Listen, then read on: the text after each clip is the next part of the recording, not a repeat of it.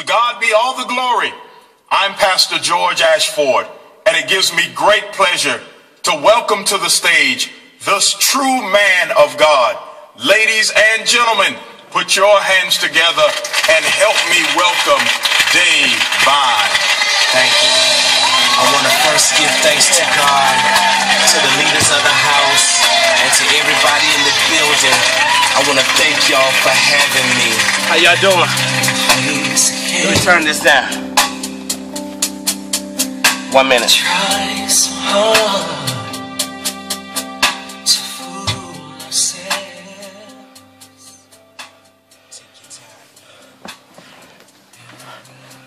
First thing before I get started, I want to teach y'all about perpetrating one-on-one. Here I am in the back seat of my Maybach Ford 500, which I am also the chauffeur as well. But when I pull up to the event, and the people coming out that event, they don't know that I am also the driver. All they do is see me sitting in the back seat, looking at my watch saying, "Where is this driver? We got to go. Where is he?"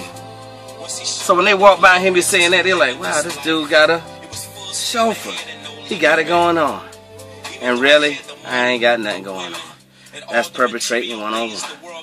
Today, I was supposed to be interviewed today by Oprah Winfrey, but because she don't know me and never heard of me and wouldn't accept my phone calls, we probably gonna have to reschedule that one. Let me turn this music down just a little bit more, because I want y'all to fully understand today's blog, which is entitled "The Truth Behind My New Book," which is this great book right here, entitled "From the Streets to the Scriptures." And what made me write this book? All my life, you know, I think everybody has it in them that says, "Hey, I want to write a book. I want to do something with my life." Everybody has dreams and aspirations of doing some things in their lives. Some people want to be an actor, actress. And I think if you go to see a great movie, then when you come out of there, you want to see yourself on the big screen. You go to a great concert, because you want to see yourself on that stage. It's just something about entertainment that at some point in everybody's life, they feel like, hey, I want to be doing something, and people are screaming and crying out my name. So a part of me all my life always wanted to do something like this, but I looked at being an author as being someone that had to be from another planet. I never thought that somebody of my caliber, somebody like me, somebody with my type of lifestyle would ever be able to do something like this. Oh, I wanted to do it, but it was for a whole different reason. I wanted to write a story and not a testimony. This book is a testimony, but the book I wanted to write before I gave my life to God, it was a story of all the stuff that I was doing, pretty much like in this book. But at the end of the story, it's just going to end with me still doing the same thing, still wanting people to say, "Hey, I want to be like you," or "I want to get on your level," and people exalting me at the end of the book. And the book would just end with me thinking that I'm sitting on top of the world and teaching nobody nothing, but giving them a negative outlook, should I say, on what they already stereotype people in the streets as being anyway. So what had happened to me, which I tell in my story about an accident that I had went through, and I always talk about my accident because it's the whole purpose for what I'm doing right now.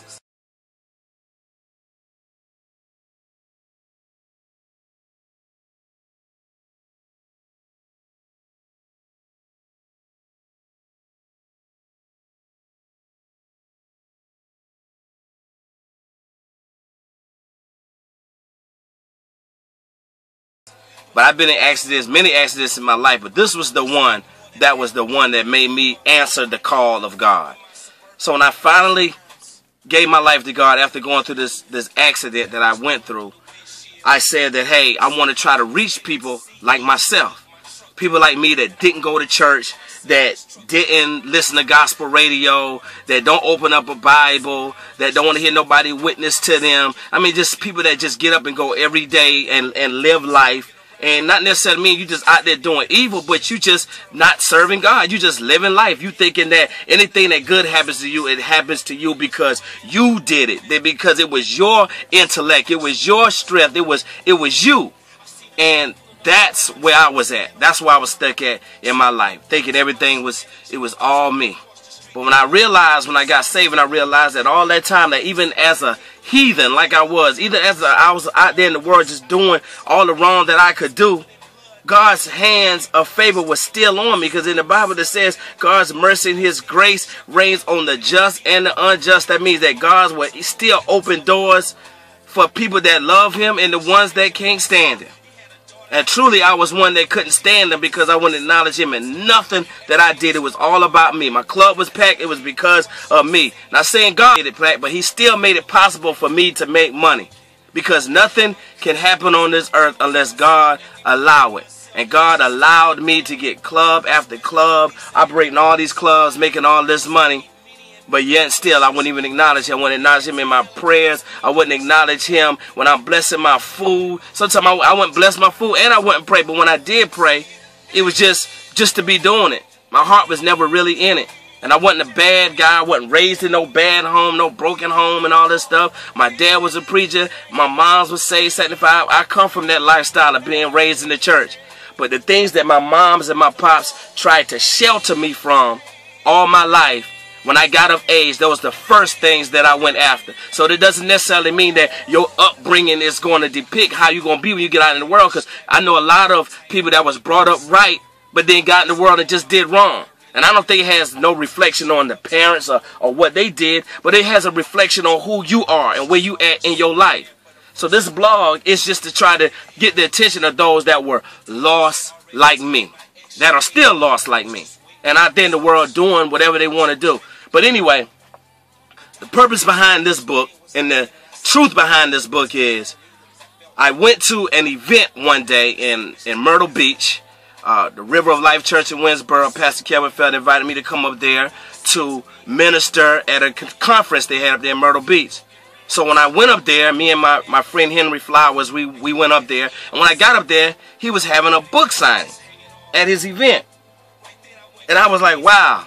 You know, I looked at him like he was from another planet, because I'm like, wow, how can you write a book? How can you, you know, I write songs all the time and I can write this and write that, but how can you write a book, go from chapter to chapter? I mean, I couldn't understand it. But I was jealous. I was jealous that he had a book. And I believe on this earth that there's two types of jealousy. It's the type of jealousy that you can say about somebody like, man, I wish he didn't have no book. Shoot. Then it's that type of jealousy you say, man, I wish I could do that. And that's the type of jealousy I had. I wish I could do that. So when I got back to Columbia, me and him went to have lunch one day, and I asked him about this book. I said, how did you write this book? I mean, what did you do? So he told me, he said, then he told me his story. I'm not going to tell his story because that's his story. But he told me what it took in order for him to write that book. So when he told me, and I said, wow, is that simple to write a book? All this time I've been scared. Don't get me wrong, it's hard to do.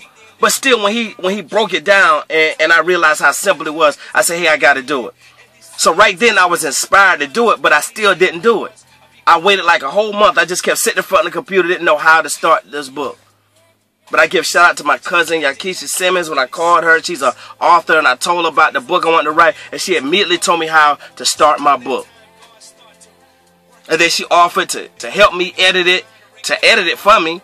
I got blessed in that era, so I started writing. And when I got in front of that computer and I started writing it in a notebook. I went all out to where did I go? To Staples, and I'm buying all this stuff. All these notebooks. I'm about to write this book. Then my cousin told me after I done wrote, she waited after I done wrote about 8 pages. My God, I done wrote all these long pages. She said, "Cuz, why are you writing? You need to type in the book because you need to type it in the computer because you're gonna have to transfer it anyway." So I didn't want to type because I'm a pecker. So I got in front of the computer and I started pecking. And I started pecking my life away. And everything that was in me all these years, I never realized that I remembered all those things from my childhood up until now. I never knew that. But every time I typed something, I no longer had to remember it because it was coming out of my system and it was very therapeutic. I felt good. I felt relieved. And I was like, wow, this is how you write a story. I just told my story of actually what happened to me. It wasn't made up. I didn't put nothing in here to try to make me look good. And if it was something here that made me look good, that's actually what had happened to me. But at the end of the day, I wrote that book and I kept writing, sent it to her. She would break it down and edit it. And I told her, I said, cuz, when you edit this book, make sure it sound like me. I want the people to feel like they're actually talking to me. I don't want this book to sound very intellectual, but I don't want it to sound ignorant either. But at the same time, I want them to hear my voice. And when you read this book, you will hear my voice as if I'm actually talking to you like I'm talking to you right now in the back of my Maybach Ford 500. But anyway, so my cousin helped me out when I finished this book. And then in this book, you will read about, of course, my tragic accident, but all the things that I went through, from being raised in the church to going out there in the world, when I going to college, and all the stuff that I did, to dating, all kinds of different relationships, having my heart broken, to having a vendetta against women, being mad because my heart was broken and I was faithful, and this woman broke my heart for no reason, and I was just angry and mad about some of the things that went on in my life. That I moved on and started getting involved with clubs, on the tours I was on, all of the women that we ran through, all of the stuff that I did. All these things is in this book that just made it possible for me to still be here. So when you get this book, not only will this book be telling you about, you know, my story, but you're going to understand that everybody has their own story. And at the end of the story, what are you doing? What are you going to do with your life? Because I chased so many wrong things all my life. And I like to consider this book the book of mistakes. Take a good look at it. From the Streets to the Scriptures by Dave Vine. This is the book of mistakes. All the things that I did wrong in my lifetime that led me to giving my life to Jesus Christ. All the things that I did wrong. Not right, but all of the things that I did wrong. But at the end of the day, it ain't how you start, it's how you finish. It's not how you start, it's how you finish. And right now, this book right here is available. You can go on my site and you can go to www.davine.com. That's davine.com. DavineDansler.com. I'm sorry, DavineDansler.com. And my book, not only is my book available, but if you hear a little bit of music in the background, that's my CD, God's Gift. Not only my book is available, but so is my album. And this is my album cover right here, titled God's Gift. It was nominated for Holy Hip Hop Album of the Year and Holy Hip Hop Song of the Year. My song entitled Good News, that's on this CD. And this CD is blessing everywhere it goes. These gonna forever be my babies. My babies. Because I went through the ringer to try to make this happen. And there's so many misconceptions in the streets about God and giving your life to Him that I explained in this book thoroughly. And I wanted to make this book so real that, hey, it's a book about God, but at the same time I want to just be a real book that anybody that just want to take time out and read, they'll realize that, hey, that this is informative and this is for me. I did not know this. And there's things about me that people in the world just did not know.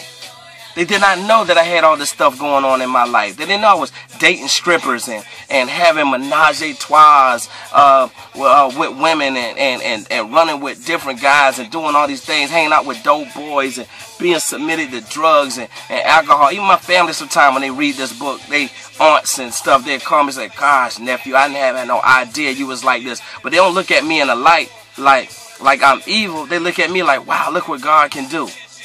And then some people look at me like, how did this get past me? Some of my closest homeboys did not know I went through some of this stuff.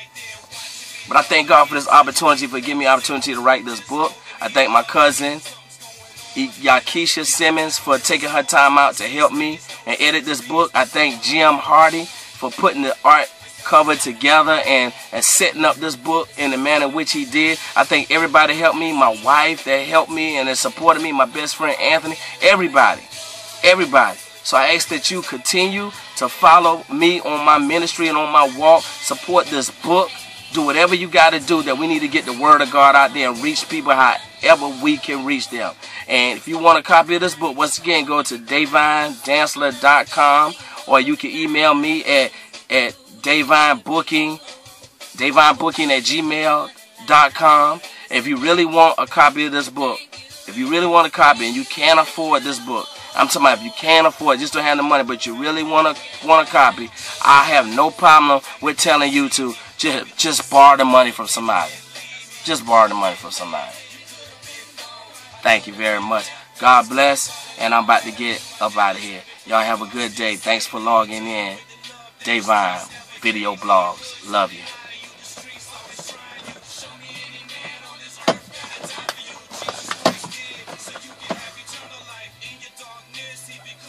See y'all later.